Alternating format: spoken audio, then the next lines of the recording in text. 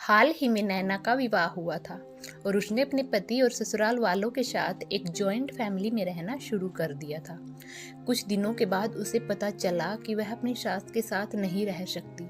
नैना की सास रूढ़िवादी थी, जबकि नैना आधुनिक जीवन शैली जीने वाली लड़की थी। जल्द ही उनके बीच झगड़े होने लगे।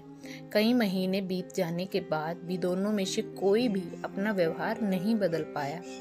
समय के साथ साथ नैना और ज्यादा आक्रामक हो गई और उसे अपनी सास से नफरत होना शुरू हो गई। वह सोचने लगी कि कैसे अपनी सास से छुटकारा पाया जाए। एक बार हमेशा की तरह जब उसने अपनी सास से झगड़ा किया और उसके पति ने अपनी माँ की साइड ली, तब नैना को गुस्सा आया और वो अपने मायके चली गई।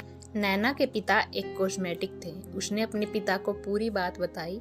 उसने अपने पिता से कहा कि उसे कुछ जहर दे ताकि वह अपनी सास के खाने में मिलाकर उससे छुटकारा पा सके, नहीं तो वह अपने पति के घर वापस नहीं जाएगी।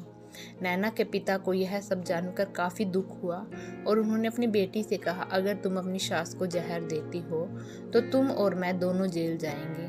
ऐसा करना ठीक नहीं है। लेकिन नैना सुनने और समझने की हालत में नहीं थी।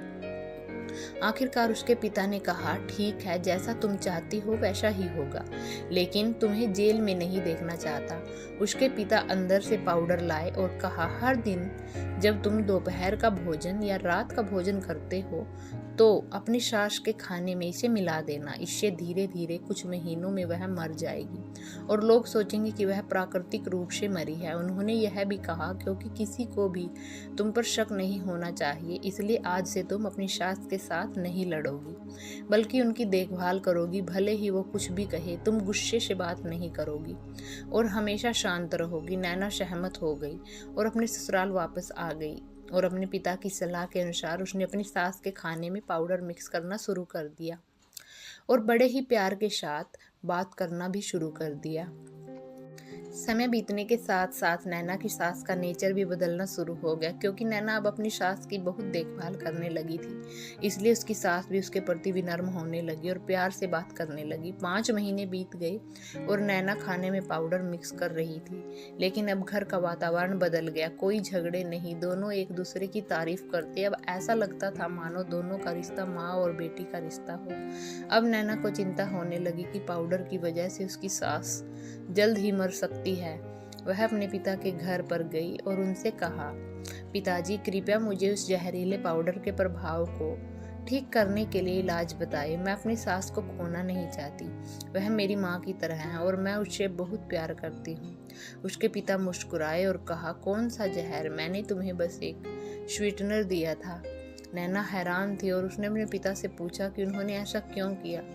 पिता ने कहा, बेटा, अगर तुम किसी दूसरे इंसान से प्यार चाहते हो तो तुम्हें भी उसे प्यार देना होगा। रिश्ते एक गाड़ी की तरह होते हैं और हम उन पर लगे पहियों की तरह। जब तक सभी पहिए ठीक से आगे नहीं बढ़ेंगे तब तक गाड़ी ठीक से नहीं चल सकती है। इसी बात का एहसास दिलाने के लिए मैंने ऐसा किया और तुम्हें अपनी सास के प्रति नरम रहने को कहा।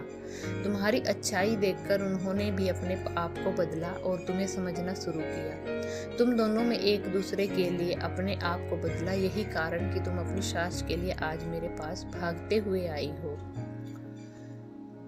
नैना अपने पिता की बात समझ चुकी थी और आप समझे या नहीं? मोरल ऑफ द स्टोरी, सास बहू के झगड़ों का समाधान। हर इंसान अपनी परिस्थितियों का शिकार होता है। यह अक्सर कई मतभेद को जन्म दे सकता है। हालांकि हमें एक दूसरे को समझने की कोशिश करनी चाहिए और एक दूसरे के साथ एक स्वस्थ संबंध बनाने के लिए थोड़ा अपने आप को भी बदलना चाहिए। और जब इस तरह के मतभेद रिश्तों के बीच उठते हैं तो उनके प्रियजनों का कर्तव्य है कि उन्हें शांत रखें और सही रास्ते की ओर मार्गदर्शन करें। हे फ्रेंड्स, ऐसी ही इंटरेस्टिंग कहानियाँ सुनने के लिए हमारे चैनल को सब्सक्राइब करें और वीडियो को लाइक ज़रूर करें। Thank you.